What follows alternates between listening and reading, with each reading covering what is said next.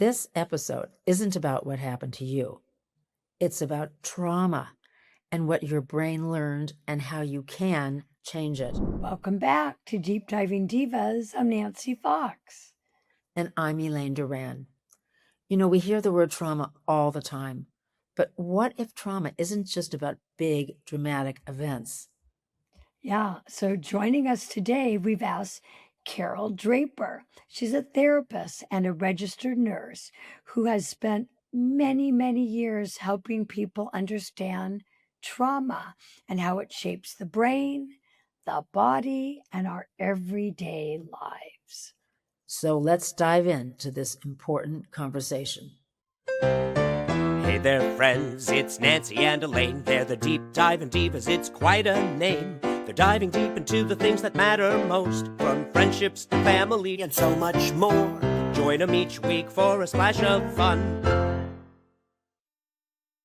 Welcome to Deep Diving Divas, Karyl. It's so nice to meet you. So lovely to meet you. Girl, it's really nice. This is, well, we've met before. We've met many times. And I've known you for a long time through mutual friends. And I think in the last few years, we've really had some special opportunities to get even closer, which my husband and I are so grateful for, especially spending a weekend at a wedding and sharing a big house together. Just those few days were special, and lots of really nice meals we've had in recent years. So lots it's of great. nice memories, Elaine. So, Karyl, we have so much to unpack today. So, I say, let's start here. What actually counts as trauma? Okay, that's a big question. So, trauma is a response that to something, an event in someone's life that causes a reaction in the nervous system, okay, and in the body. What happens is first something enters the brain, and I'll very quickly run through this, but the structure of the brain is that we have a primal brain, and that is our amygdala. And our amygdala is not very smart. It's really sort of uh well, it's very limited. What it does is it activates us, and we have 4 responses, which is why we call it our primal brain, and that is fear, flight, fright, and fawn. And then what it does is it starts pouring out adrenaline. So, a car accident, right? Even if it's a little bumper, our we react. The adrenaline goes forth. The adrenaline then sort of tells the body to start producing cortisol, and it starts flooding us with cortisol. So you have that feeling like, I've got to run, I've got to move, I've got to do something, right? Now, cortisol is a great thing. It wakes us up, it gets us to the gym, it gets us doing projects. But when we have too much of it, the body can become ill. The adrenals blow out, basically. It could cause diabetes, high blood pressure, high stress kinds of bodily reactions, okay? And so when that's happening, what is supposed to happen is that our hippocampus, which is up here, takes the information and it processes it, and it makes sense of it because that's where our cognition lies. And when we've got all that adrenaline turning into cortisol, our hippocampus won't work. It goes to sleep. And so the memory gets locked in the body and it's in the brain, but it's lost. Okay, so there are things we do to help someone find that. The brain never forgets. It Darn can it. the brain wants to heal you. That's what it wants to do. And so what people are doing is they got attacked by a dog. they're all of a sudden 20 walking their own dog and they see, oh my God, there's a dog that looks like, and they're just taken over by their Mm. reaction and they become dysregulated, right? That's something that their brain and their body are telling them something's in there and it should be worked with. Carol, I know you've mentioned the term big T and little t trauma. Can you explain what that means? Yeah. Big T is big trauma, of course, and what it's usually referring to are large events in someone's life.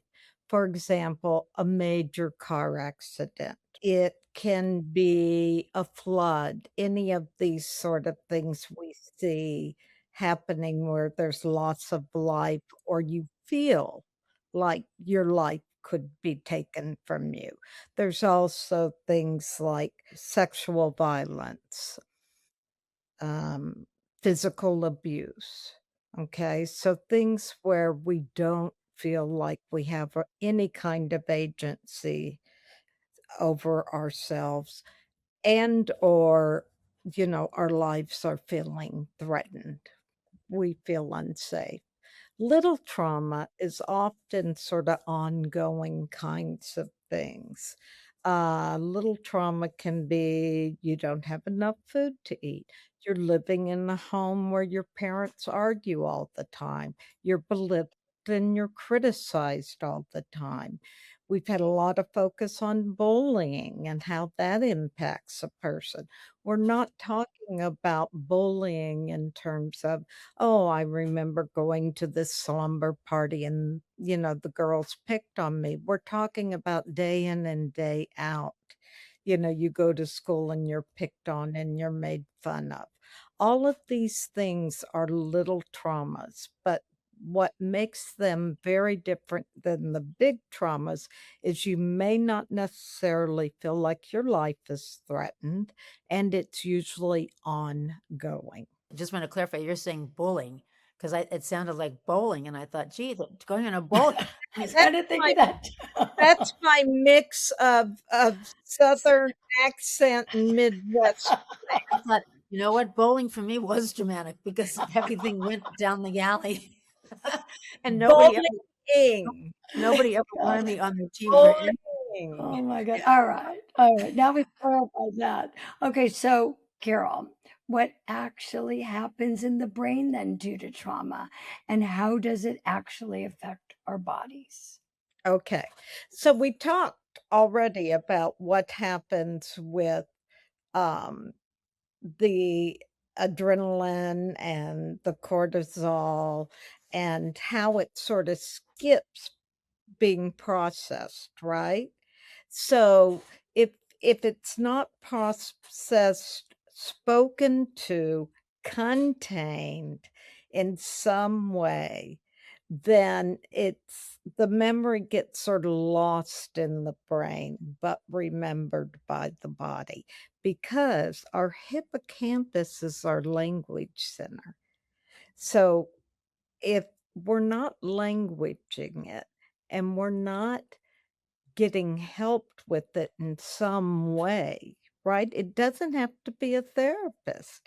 It can be a parent, you know? A kid gets taken by a neighbor for a few hours and something happens and they're fearful and they're scared and their life feels threatened. If that parent addresses it and makes the kid feel safe and talks about it and helps them understand it and stands up to the neighbor, right? Maybe even calls in the police. That's something that's going to have been it's gonna move. It's gonna register as, "Oh, I'm now safe. I'm okay now." So when this trauma isn't dealt with, does it actually turn into physical stress? I mean, what would be some of the symptoms that would happen to a body? Well, one big one we see is dysregulation, okay? So we see people who, their they're dramatically reacting to things that they aren't really reacting to the current incident. They're reacting to what their body's holding and remembering from something that happened to them a long time ago, and they may not even have a cognition of it.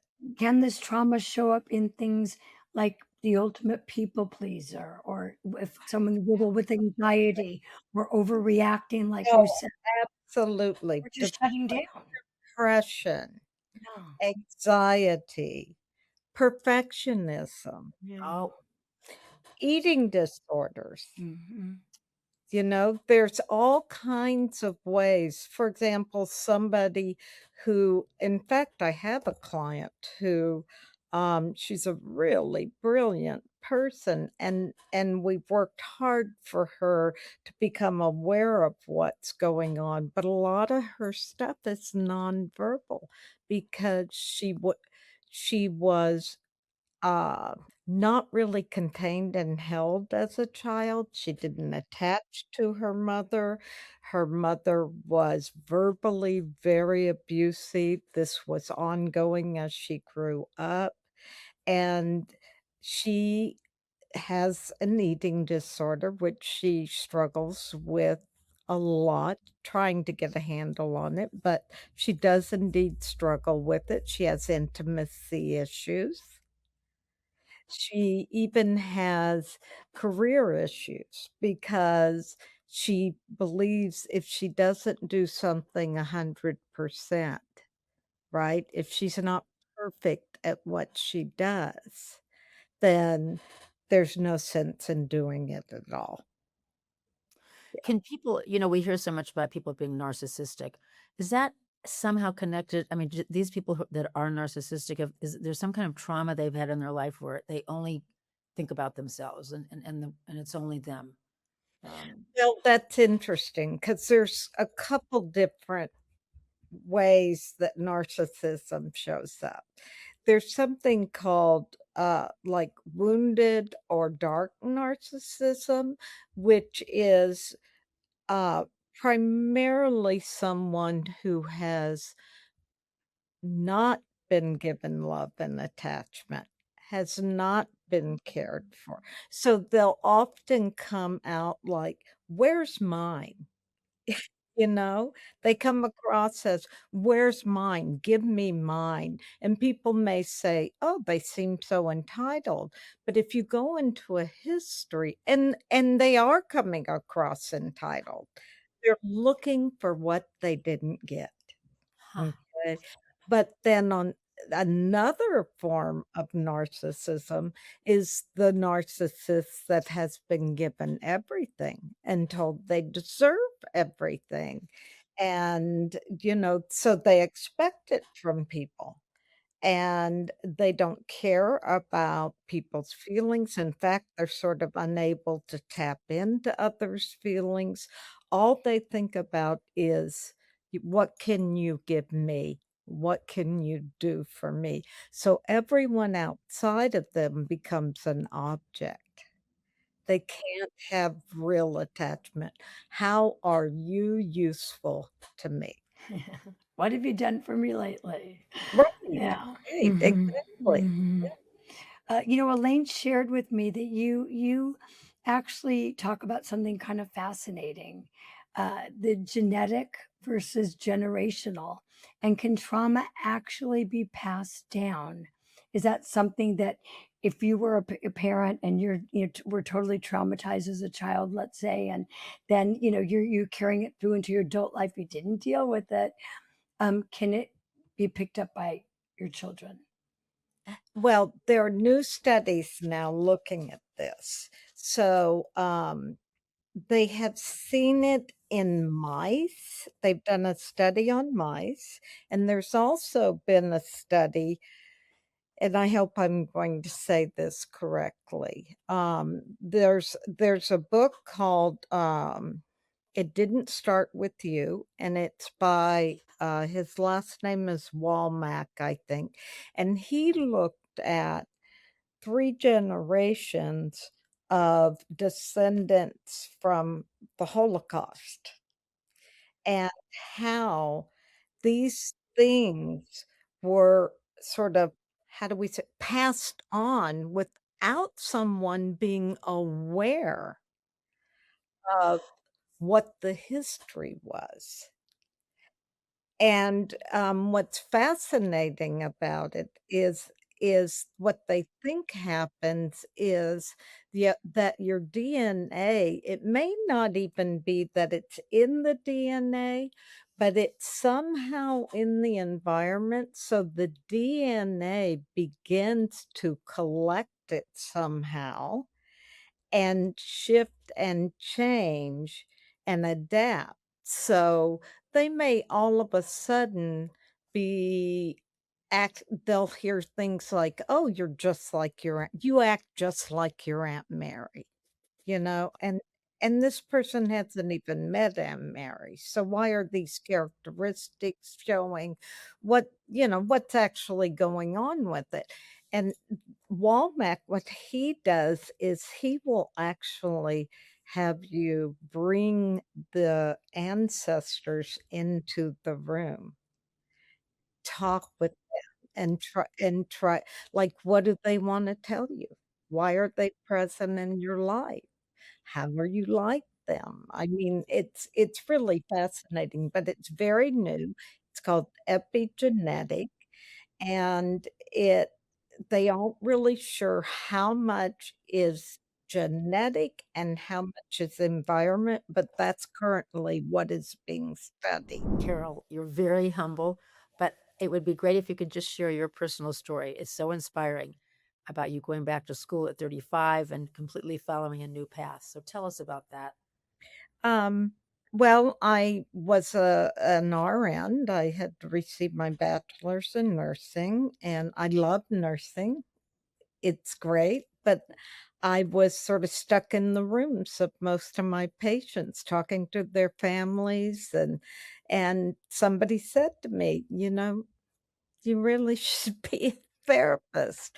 And so after about 10 years of nursing, I applied for my for my MSW, Master's in Social Work and Clinical Social Work, got into UCLA and went back to school, took a huge pay cut,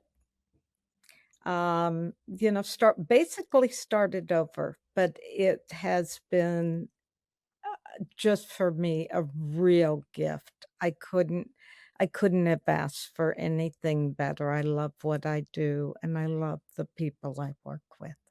That's so beautiful. I mean, you're the epitome of reinvention and, yeah, inspiring to all of us. With that in mind, Carol, if people want to contact you, how can they get a hold of you? Um, an email would be great, and it's very simple, caroldraper@gmail.com, and also you can go through Psychology Today, where I have a profile, and you can reach me through that. That's beautiful. Carol, so sorry we're running out of time. You're really a gift and you've inspired all of us and a lot of food for thought for people that are stuck in here with trauma. Try to do something about it today. Start Mhm. today. Yeah. Thank you, Carol. Thank Thank you. So thank you. helpful. It's great. Great. Thanks. Okay, Thank you. everybody, before we close today, Elaine, if you've seen other episodes, she's a beautiful writer. She's involved in a great writing class. And there's a really powerful, personal, heartbreaking, and heartfelt story that I asked her to share, considering that we're talking about trauma. And you know what? She's living proof. Her and her husband came out on the other end. Elaine, Okay. take it away. Okay. Thanks for this privilege, letting me read. Richard was married before with two young sons. Carrie, 8 years old when I met him, was a complete footprint of his dad. Beautiful, talented musician.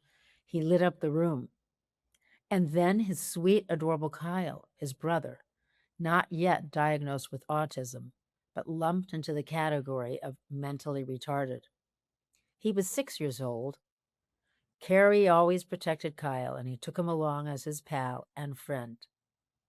We got married the first day of spring, March 20th, 1983, with John Lennon's Love as the centerpiece for our vows.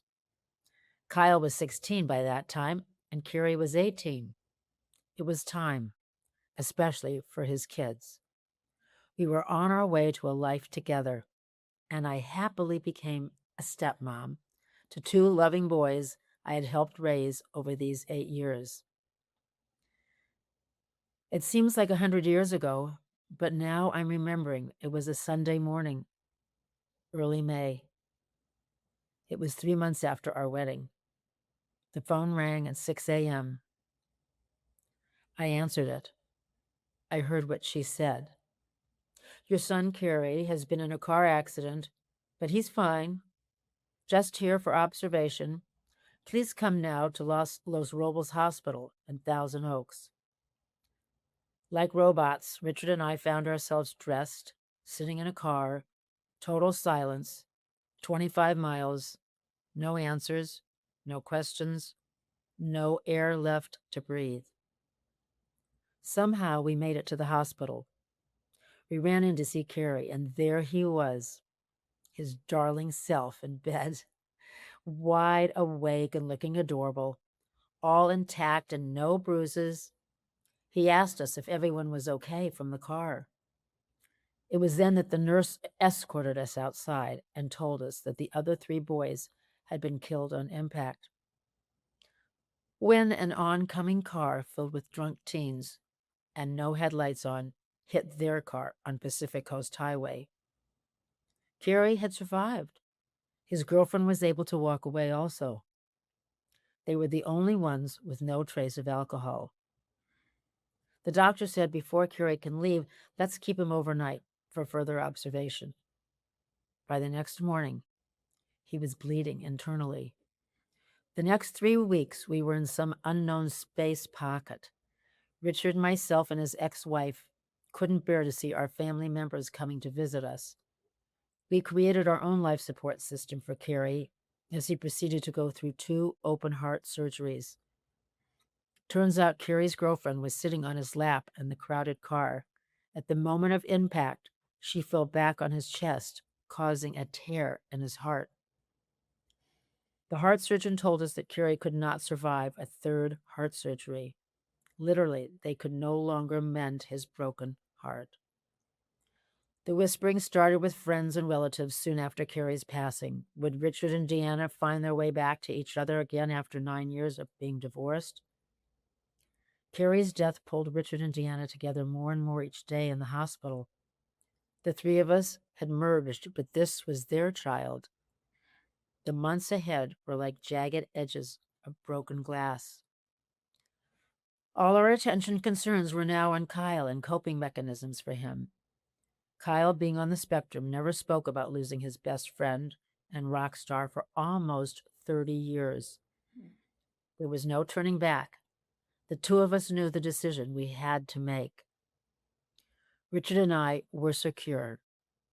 We met the trauma head on with some unexplainable strength. We could raise Kyle and protect him and be there for Kyle's mother. At that moment, I heard John Lennon's words from our wedding vows. Love is you and me. Love is knowing we can be.